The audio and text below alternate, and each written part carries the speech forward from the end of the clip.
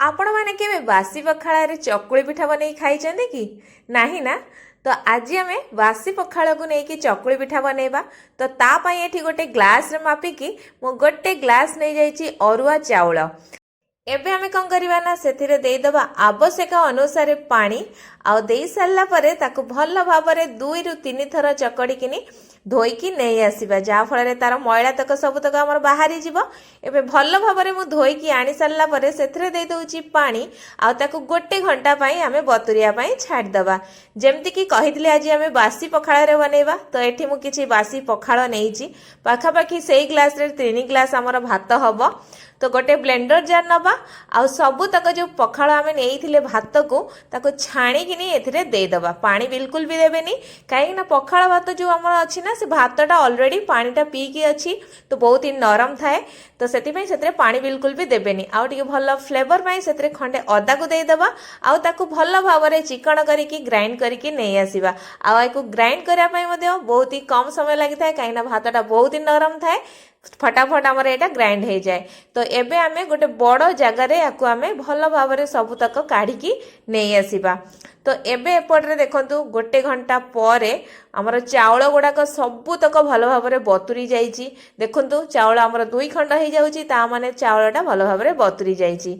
एबे जो blender jar आमे कौन करथिले ना बाटी थिले भात को से ब्लेंडर जार सबुतक चाउल को आमे छाणिकी एथिरे देदबा।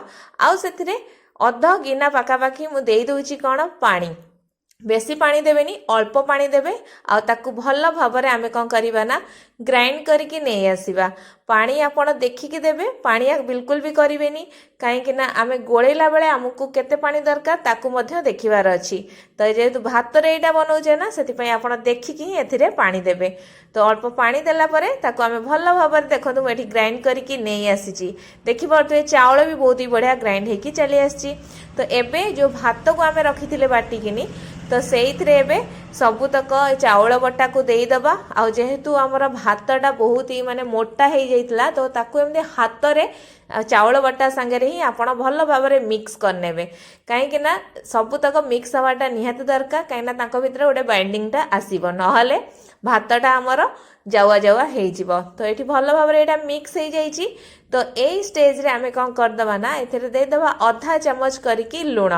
तो आपण माने आण जेतिकी नहीं ताकू देखिकी लुण नेबे आ गोळे सारा पर जदि आपन टिके अलणा लागे ताल आउ टिके लुण पकई मध्य गोळे नेबे।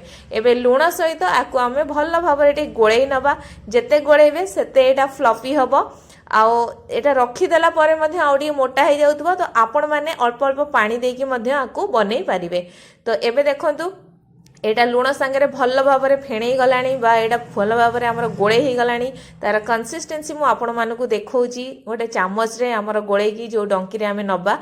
तो एबे देखंतु तार कंसिस्टेंसी आपण माने देखि परथुबे केमति रहिची। तो जदि आपनकर टिके मोटा हो जाउची ताले आपण माने टिके पानी देकी ताको एडजस्ट करि परिबे। तो जते थर बनाउथिबे जदि मोटा हो जाउथबो ताले पानी फोन टिके दे देकी ताको एडजस्ट करनेबे। तो पिठा को आउ टिके बहुत ही टेस्टी बनिया पई तो सेथरे मु दे दोची कोन किछि कोरा गाजर ता सहित किसी कटा पियाज नहीं कंचा लंका नहीं धनिया पत्र आउ किसी भृषंग पत्र। जदि आपण मानकु राग पसंद नहीं कि पिलांग पई बनाउचंदी ताहले आपण माने कंचा लंका को स्किप मध्य करि परिबे। एबे ए सब जो परिबा नैथिले आउ जो पियाज नैथिले कंचा लंका ए सब को भल भाव में आमे टिके मिक्स करनबा जा फल रे पिठारे पकेला बेलकु ना हमको सुविधा हबो। तापर एथिरे आमे ए जो परिबाटा जतिकी नैचे ना ताकू देखिकी ही लुणटा को पकेबे काना आमे तो ऑलरेडी आणारे लुण पके देइचे एटा पकेले टिके अलणा लगे ना से लुण पकईकी सबतक एवं गोलैकी रखी नवा। तो एपटे तावा मध्य गरम हो जाइए। तो से देदबा कौन ना पाखापाखि गोटे चामच मुझे दे रिफाइन तेल पकई सारा पर पिठा करिकाड़े आम कौन करवा ना एमती टिके चारिआडे तेल को स्प्रेड करदबा।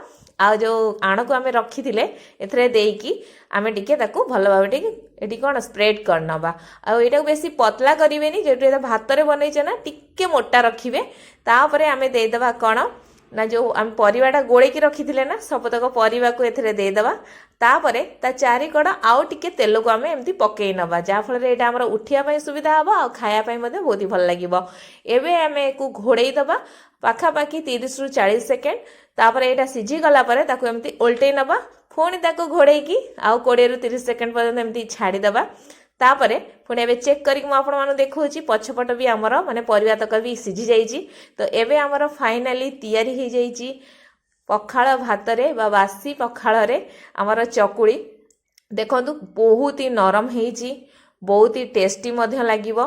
आपण माने एमती बासी पखाळ जदि आपनकर बळी पडुची ताले आपण माने एमती बनै की पिठा खांतु, बहुत ही टेस्टी लागिवो। आ बनांतु किपरि लागिला आम कमेंट बॉक्स रे बनै की कमेंट करी जणांतु किपरि लागिला। धन्यवाद।